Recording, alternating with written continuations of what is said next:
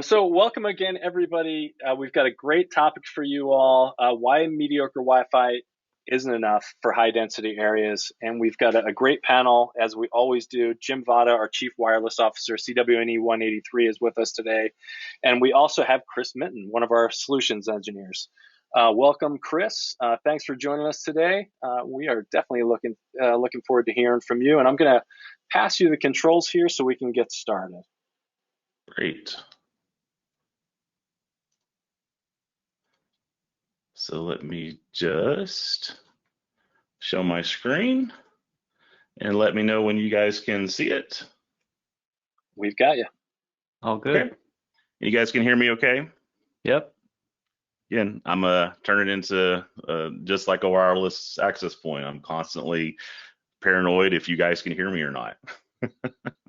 So everybody, thank you so much for coming and being a part of this webinar. This is a great topic. We have quite a bit to get through, and super excited to talk with you guys about it. A little bit about me. I'm a CWNA and DP, working on the AP right now. Was going to take it last month, but realized I was going to take a little bit more time on it. So I'm working on my CW analysis right now. Really a great topic and a great exam, hopefully, when I take it. Just really has opened up my mind and a deeper understanding of Wi-Fi. It's a great topic. Here's the agenda we're going to be talking about. It's one of these conversations of, how do you know if you, one, have mediocre Wi-Fi, two, know if you have a high density Wi-Fi environment, and three, putting all of that together. It's hopefully, knock on wood, COVID is starting to clear out. We're starting to break the social restrictions, and people are starting to come back into the flock, as they say, and we're starting to see a lot more open environments where there's quite a bit of people working in areas, and we're not really focused on today of the typical stadiums and theaters, things like that. We're talking about where people go to work. And as you guys know, especially here on the panel, over the years, Wi-Fi was first developed just as secondary, right? Ethernet plugged in was primary for office builds. Wi-Fi was a nice to have or a luxury. Obviously over the years that has changed. Unplugged environment. When I was at Dell, they were very big with that, about actually having no wires. So a lot of the laptops, frustrating or not, moving to USB-C, not having a lot of the all the different types of adapters on them as well, and a lot of the work devices now, actually coming without network interface cards embedded. Jim, I think you're a Mac guy, right? So you probably don't have a hard NIC in your machine, right? No, I've got a dongle with an Ethernet adapter built in. Yep. Yeah. So as these roll out, Wi-Fi has, in my opinion, and obviously others, not a new thought, that we're not designing for just to get a signal as a secondary or a nice case. It's primary, and that design has changed, especially with over the last 15 years or so. A lot of new phys have come out in the 802.11, and that was a power cycle, guys. So I'm right in the middle of a storm. So hopefully we'll have power. But so now it is about density and being able to not only provide just a simple signal, but actually providing a great digital experience for these devices. How many devices are going to be in that specific geospace is the big question. How do you have your Wi-Fi infrastructure be able to support those surges of people coming in and people coming out, right? And the net of it is, the gist of it is that you really need the data. You need the analytics, which Wi-Fi being so talky, you get a lot of information about what's in the air. and having the tools to be able to see what that error is and see what's in the error, having a really robust Wi-Fi environment with basically, the nerd knobs that you can go and make changes, and you can change things as things happen, really will separate the digital experience from just a static or not thought about plan in Wi-Fi, and your end users and your customers will have a lot better experience with the Wi-Fi. And this conversation is about that. So the first topic I mentioned is how do you know that you have a high dense environment and then you are actually having issues with that? And they usually come in about these 4 different problems in this area.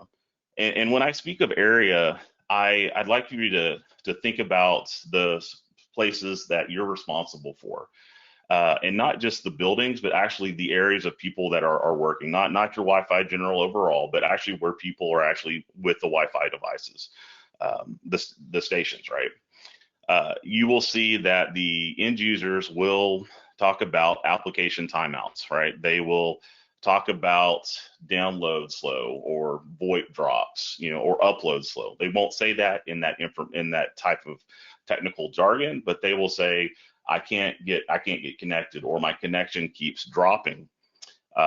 Very good telltale signs of you might have too many Wi-Fi stations on that environment. And so we go into a little bit of detail of what that means. And this document right here is actually on info.7signal.com and our KPI benchmarks. This is what we actually use for KPI. And again, this is what you should have your network at. If the devices that you use to measure your Wi-Fi performance are not hitting these levels, and you're seeing this because of high density, again, that's an indication of, what, I might have too many people on my BSS, and I need to make some modifications. And the net of that is that you want to have a Wi-Fi robust enough that you can have radio resource management going through the whole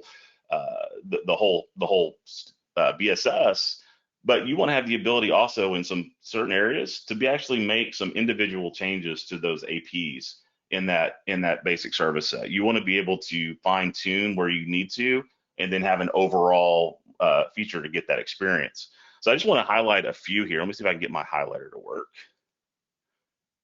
A laser pointer. Yep, look at that. So again, we want to have a signal strength all time at 65 dBm.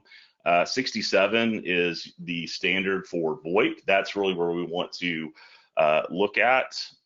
Again, signal strength really determines how well that experience is going to be, because it also is one of the biggest factors in the data rate, and then by location. Again, we'll talk about it here. Our SNR, we should have a nice little 25 segmentation. Again, if you see you've got great coverage, but you can't hear the floor from the actual data. Again, think about having more and more devices in that physical space, right?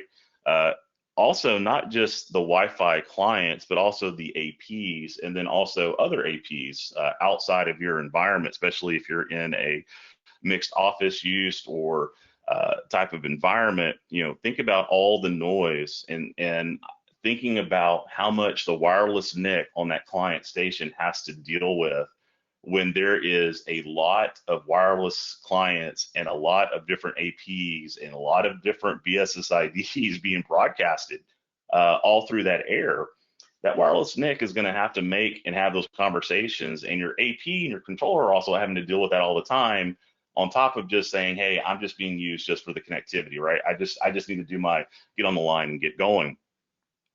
Again, client count per AP, this is a rule of thumb, less than 30. Channel utilization, this is a tough one. Less than 40%. I've seen it higher, I've seen it lower. A good thing to check. That's something you can see on your controller reports. That's something that you also can see over time. Don't just get an overall average. Get a couple of days. Look at the different APs over time. Like, see how much the channels are being utilized.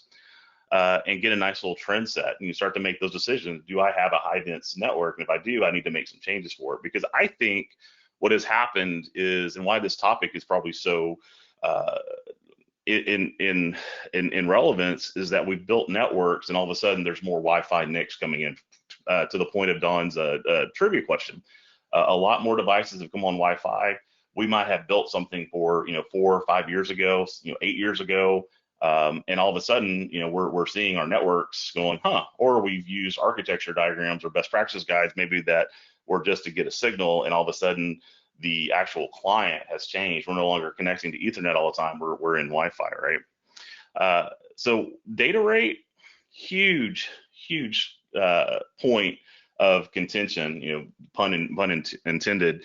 Wi-Fi is really democratic. If it can't connect to you, if you're too far, if it doesn't have a good signal strength, right, it won't just disconnect you. It'll actually will change your data rate. Changing your data rate will really change how fast that connectivity is going. More devices into the congestion, it becomes a cascade effect. You start adding more APs or more, let's say, BSSIDs into that environment, there's more probes, there's more management traffic. Again, you guys, wireless traffic, majority of it is management traffic. More management type things, new BSSIDs, other APs, more management, more time on the air just for management, and not actually for the business of a client connecting, saying, man, I just want to get on the line, send my stuff out, and move on, right? So we have the retry rate at 40%. I put some questions on that, and Jim, I want to get your thoughts on that. I've seen retry rates as in some documentation as you shouldn't have any more than 10, and you might actually have an issue. I'm just curious, Jim, what are your thoughts on percentage of retry rate before you might have an issue?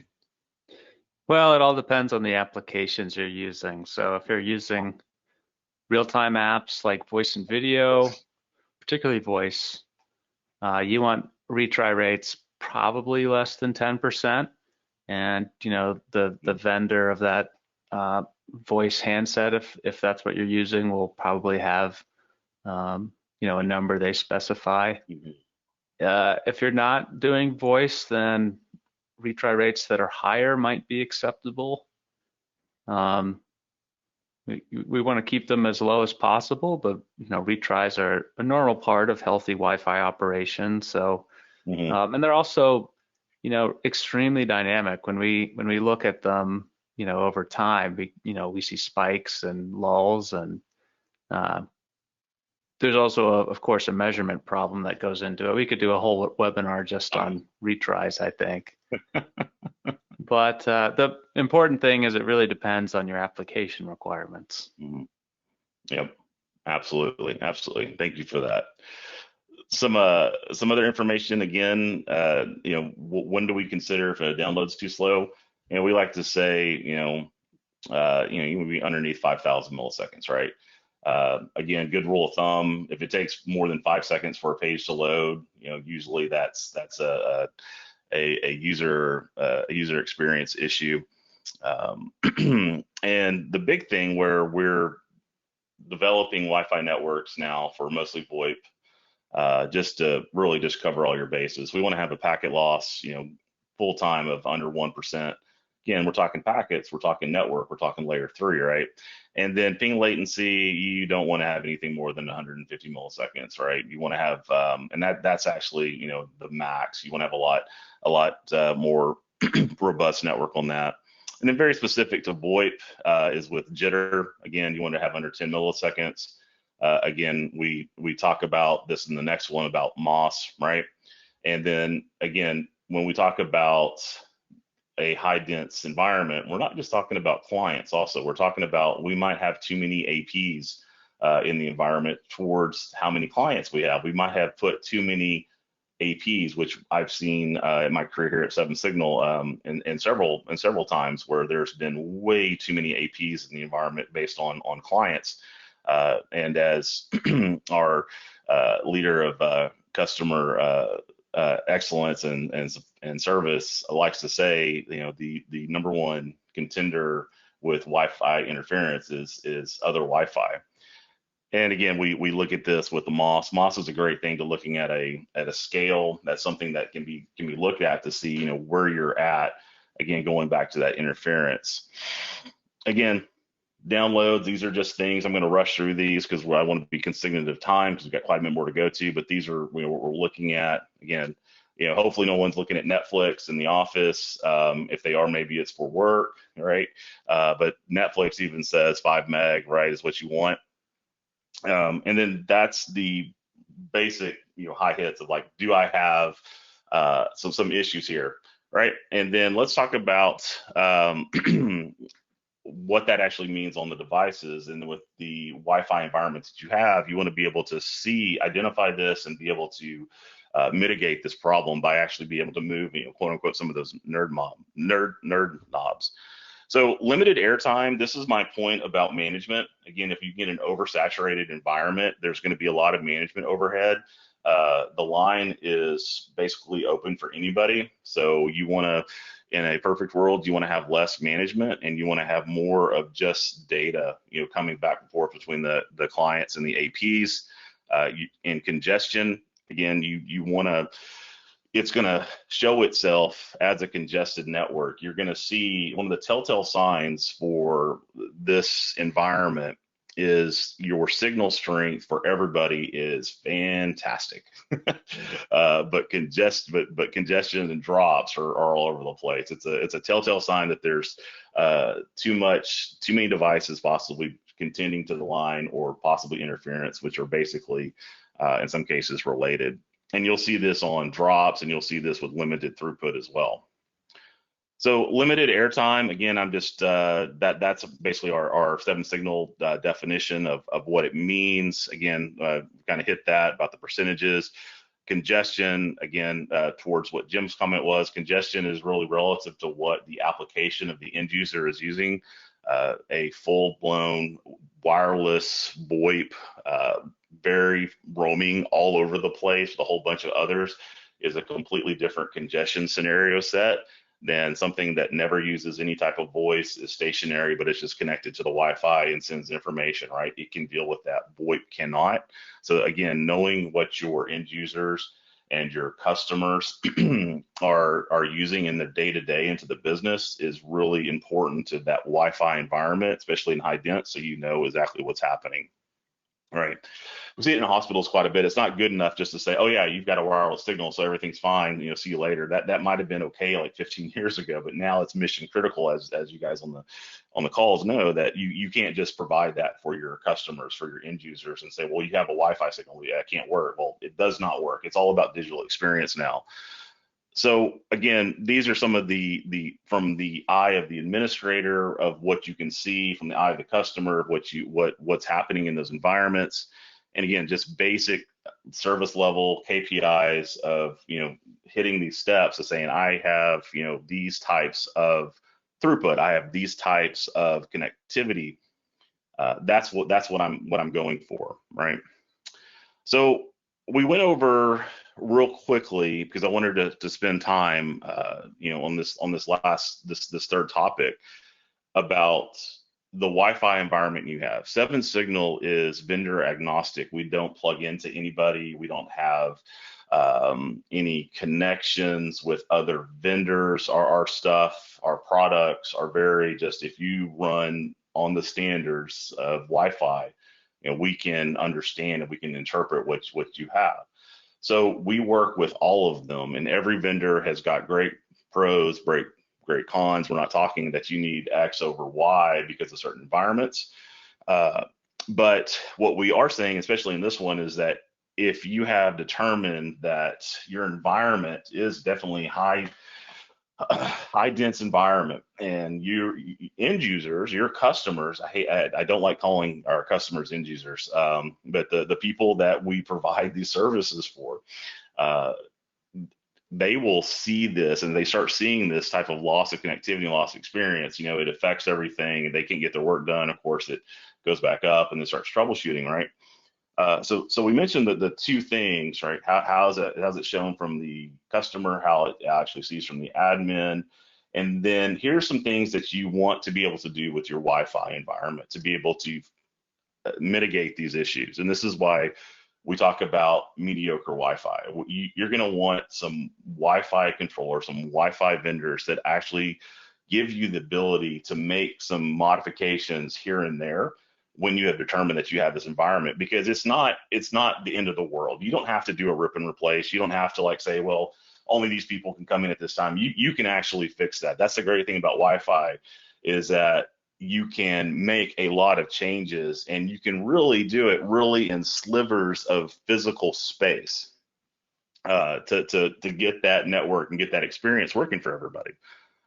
So let's talk about it. So I've given 4 examples at the end. I have some others that we can do, and there's obviously some more. But my favorite is to use only 20 megahertz channel width on 5, and then obviously on 2. It's great to have bigger channel widths. Bigger channel widths equate to the newest Viz, which equate to the fastest Wi-Fi speeds, and that's fantastic for a handful of people. For everybody else, that becomes a nuance and a problem. So again, yeah, Wi-Fi is a very democratic, very open type environment. Wi-Fi will drop down to try to help the people that don't have those latest rates. And if you make a channel plan that is, oversubscribed, or you're making them the bigger channel plans that you can do on a lot of these models, and we especially see this in the work from home in the Soho environment. Google Wi-Fi Nest, they automatically start at 80 megahertz wide channels right off the bat, and there's really no way to change it, at least on Gen 1. But in the environment, into work, especially if it's BYOD, especially if it's not BYOD, you're going to want to have just regular channels that everybody can use, right? To get in, do their business, and get off. And we'll talk about this here in a little greater detail. Number 2, lowering the AP power. That doesn't mean from everybody down. That means that if you have a specific geospace environment that you have determined that there is way too much signal from all these different APs and there's way dense environment, and you know that those devices are going to be at that sliver of space, and devices, I mean stations, Wi-Fi clients. You want a Wi-Fi environment that you can go specifically to that AP and say, you know what, this AP, I want you to turn the power down. I don't want you broadcasting, or I don't want you sending a signal so far out that other clients past the space will still see that signal strength and still connect to it, or they will still not connect to it, but they're aware of it, and they're constantly having to make communications and communications with that, even if they're physically farther away from the AP and they will never connect. So it's always good to actually walk the floors and actually talk to your customers and say, hey, you guys are in Wi-Fi. You guys are Wi-Fi because you guys move around a lot. What's your typical day? If you've got people just in a certain environment that don't move around, and we got a high dense environment, that's a great time to say, you know what, let's see if we can drop the signal strength right underneath them, to where they have a great digital experience, but they're not having to contend with the signals of everybody else, right? Third is kind of completely related, as all Wi-Fi things are. Probe and beacon modifications. How many BSSIDs do you have in your space, right? You should be able to answer that question. You should be able to, when somebody asks, at the Wi-Fi environment that you're responsible for, how many BSSIDs can a client hear on a Monday through Friday or whatever the work day is? As you add more and more BSSIDs, every management construct for Wi-Fi has to be done for that BSSID. And as you guys know, in Wi-Fi, it's quite a bit of overhead. From AP to AP to client to AP, right? There is adding more BSSIDs really causes the probe and beacons to accelerate and to have a specific time of the line, and then you've got these high dense environments, possibly no one's even using those BSSIDs, right? Turn them off if no one's using them, right? Have a review of that. That's a suggestion, rule of thumb, after also like qualifying great testing and making sure. And then I was really big on 5 gig only until Mr. Lee Badman had his 7 signal webinar last week. and talked really interesting about, you know, the 2.4 band, and his last comments about, you know, working so hard to get an unlicensed band for Wi-Fi and just not just abandoning it. I was considering how hard it is to, you know, to have these types of bands just for Wi-Fi from FCC and so on. That moved me a little bit. I was like, you know what, that's right. I've been pretty negative on 2.4, but you know, if we don't use it and it gets taken away, right? It's like one of those things. So, 5 gigahertz band only. Still, if you can, yeah, that helps. 2.4, there's definitely, you know, a need for it. There are some conversations, and again, depending on your network, if you want to label the 2.4 and the 5 band with the same BSSID. Enterprise environments, a little more difficult to say what it is, but also it's a lot easier to make certain band only SSIDs as well. Definitely something that you can look at to help with that high density environment. So 20 megahertz channels, again, this is the net of it, right? It gives you a smaller contention domain, because that, if there's one thing that I want you, for the takeaway for this presentation from me, that I would like for you guys to have, is that that's what we're looking at. When you know that you have high density environments, the net of it is to try to get smaller contention domains to give everybody a lot more chance to actually get on the network and hop off, right?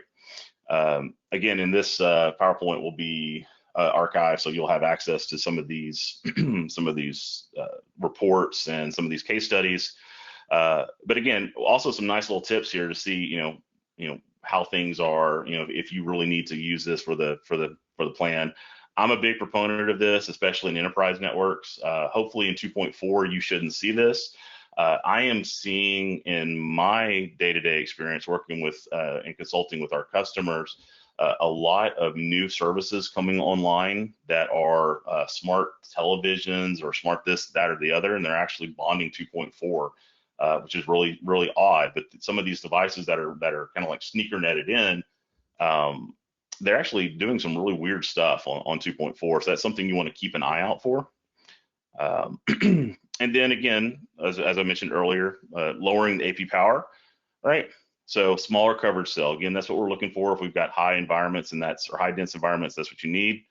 And then this point right here, you know, client devices spread out over the APs, fewer client connections on the AP, and clients will have, you know, higher data rates, right? That's the hope. Again, places where you can do it, I'm not going to, you know, go for that or go into this detail. We have quite a bit more to go through. But again, this is to the main argument that you don't want a mediocre Wi-Fi solution that doesn't have the ability to be able to make these changes.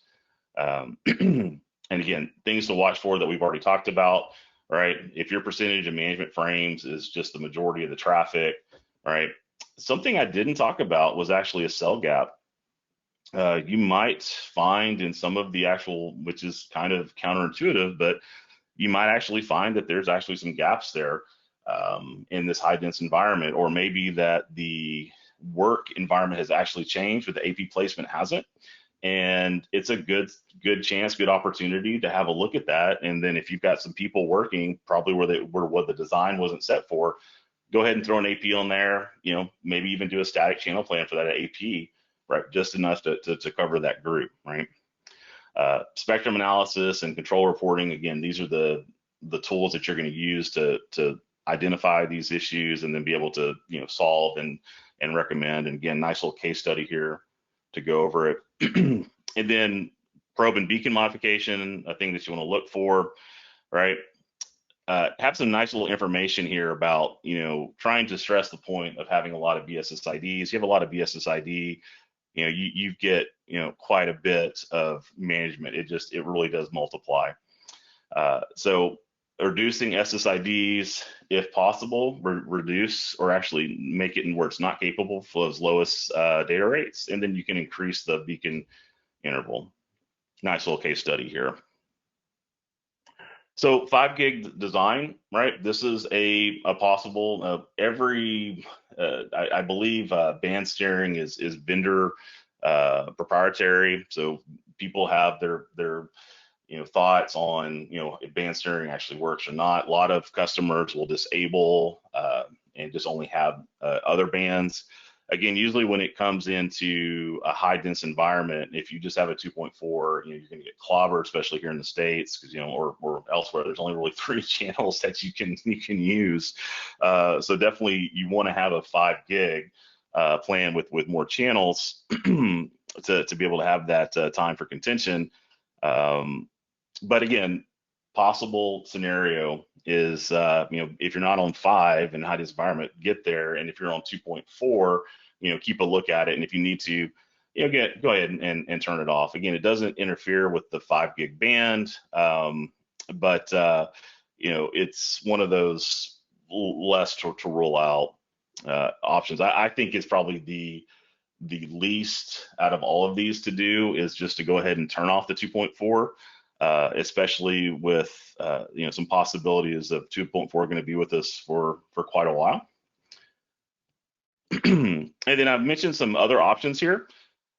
Number 6 is really specific to that scenario where I mentioned there was a lot of VoIP handheld traffic and a lot of roaming. Again, as you guys know, the authentication process is pretty taxing, and especially on VoIP devices, handsets,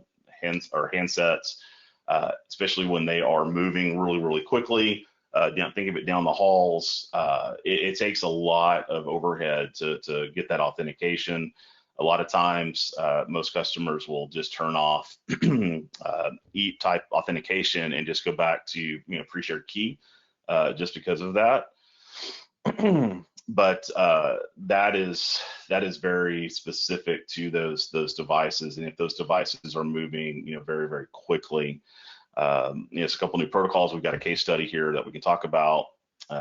I'd mentioned it earlier, but my personal is to just avoid using bonded channels in a high dense environment, because you really make it unfair for all the others that can't enjoy those fizz that can use those bonded channels. Only a few will.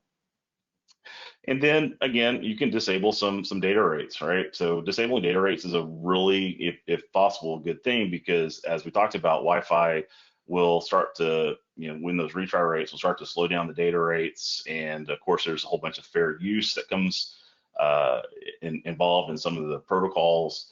So, and also having a device physically farther from a BSS and an AP that's broadcasting it, it'll transmit on that lower rate. And if it starts to work, then you've got a client that's physically far that should not having any business connecting to this AP, but it's still having to deal with it. And there's really no need, because you just might as well just turn off those lower data rates and push it to that smaller cell and that smaller geo space. So I think, yep, I did it in the time allotted. I think those are the topics. I'm gonna pull it over to Q&A or stump the chump, as I like to say. So let me stop sharing here. Jim, do you have anything to add before we go into Q&A? No, nice job. I've been watching the Q&A panel and responding a little bit, and I'll bounce some questions off you in these last few minutes we've got here. Sure. Question from Jason. He says, is temporary channel utilization over 60% okay? I would say yes. Yeah, and temporary again is relative, right? Is that just like big spikes, like in a minute or an hour or so, or is that something that's a couple of hours? So that whatever temporary is, and then it goes back to Jim, what you had mentioned is what are your customers' applications using, right? Can those applications handle a possible slowdown during those points in time, right? Yeah, I think you're dead on with that. Channel utilization, Keith Parsons likes to call it the blood pressure of the WLAN. And so, if you're exercising, your blood pressure goes up. That's good. It's just normal, healthy, biology. And same for Wi-Fi. If you're transferring a big file and you've got a really high data rate, channel utilization's high because you're busy, and that's okay. But it's when it's chronically elevated, right? If your blood pressure is high all the time, that's a serious condition. Same thing with Wi-Fi. If it's chronically elevated, that's when it's a serious issue to start treating. Okay. A couple plugs saying seems like 20 megahertz is the way to go for channel widths, and I think we both agree with that. Question here from Forrest. He says, will Cisco RRM do the job? What about other vendors? In other words, should these automatic mechanisms always be tweaked? Great question. And with all vendors, they do a great job, full stop. But you want to parent it. You want to make sure that they're actually doing a good job doing RRM. And it's good to do that not from the actual vendor to say, hey, I am doing great RRM, but actually to have some other type of monitoring or source to make sure that the RRM plan is working as designed. You start to see like crazy channel changes like through the work days. There's something going on, right? So it is a great tool. A lot of the old school Wi-Fi experts love static assignment. I see both, but I think it is great to have and to turn on. It makes things a lot easier from the workflow, but my caveat is to make sure and to constantly check in, kind of like a parent making sure your kid's doing the homework. I learned that the wrong way during COVID, to go and to check, right? Yeah, for sure. And I'm one of those old school guys that likes static channels and power, but RRM can work just fine. You just have to, don't leave it in the out of the box defaults. Definitely put some constraints around it. Only let it move the transmit power so far, and only let it change channels once a day instead of every 10 minutes. Those sort of things. You need to put some constraints around it so it doesn't get too wild. But certainly it can work as long as you apply your design requirements to its inputs. So. Shout out here from Chris. He says, shout out for using the CCC reference instead of CCI. That's co-channel contention. He says he hates the idea that it's interference. And I agree, Chris. I'm a stickler for terms, and I think CCI is incorrect. It should be CCC. Maybe time for one more question, Don. And good question here from Timothy. He says about band steering. Is this a good choice to use? I know you talked about that a little bit, but is it a best practice to use it, or should we do other stuff? So I am personally not a fan in enterprise. I think it does more harm than good. I wish, and it would probably be too much to have it alert if it band steered. Again, it is a station reset when you move from band to band, so you do feel it. It is proprietary also with Wi-Fi NICs on the clients, how they interpret those type of mechanisms that band steering it uses to make somebody move from one band to the other is subjective, right? So I think it's good in theory and bad in practice. Those are my thoughts. Jim, do you agree or disagree? I'm curious on that. Yeah, no, that's a good way to put it. It's a good idea, but it uses proprietary mechanisms. And at the end of the day, what it does is it prevents clients from going through their normal association process. And you never know how Wi-Fi clients will respond to that. If they hear a beacon from an AP in the 2.4 gigahertz band and they send a probe and get no response, or they send an authentication frame and get no response, that's not how 802.11 is supposed to work. So some clients have really, poor reaction to those band steering techniques. So it's better to alter your design or design from the get-go with the 5 gigahertz band just providing a significantly louder signal. So the client will do a scan, the loudest AP is 5 gigahertz, and it'll just go to 5 gigahertz naturally rather than, wrestling with the 2.4 gigahertz radio and then giving up and going to 5. So that sort of natural design-based band steering is a better technique, I think. Cool. Don, I think that about wraps it up. Yeah, well done, gentlemen. Very interactive today. Lots of great questions from the audience and lots of great comments about today's topic. So thanks for bringing those in, folks. Chris, great job on today's presentation. As always, thanks for monitoring things, Jim. We've got a great webinar topic for you all next week as we dive into 802.11bh with Dave Hallis. And everything that's going on there. So please join us again for that. And I did see a comment from Kevin who liked the idea of doing a webinar on retries. So we'll see if we can get that added to the list. That sounds like it could be a good topic for us all. Thanks for joining us again, everyone. We'll look forward to seeing you all next week. Have a great week, everybody. Thank you for your time, everybody. Thank you all. Thanks, Chris. Thanks, Don. See ya. So long.